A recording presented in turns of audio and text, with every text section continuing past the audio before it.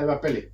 No niin, ennen vanhaa hyvinä aikoina alkoholisit, niin kuin meikäläisen sukulaiset kaikki on melkein, niin tehtiin tällaista kananmunaa, vettiin kato tuonne mahapohjalle ennen kuin ruvettiin ryyppäämään.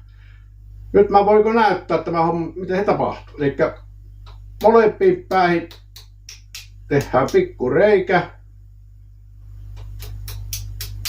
Nui. Ei sitten muuta kuin munaa suuhun.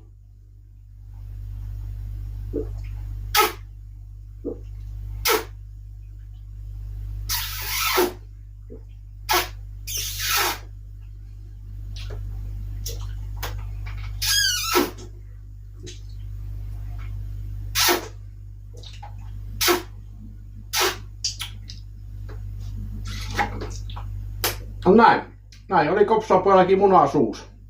Ei muuta kuin ryyppäämään. Kiitos. No niin, miltä näyttää?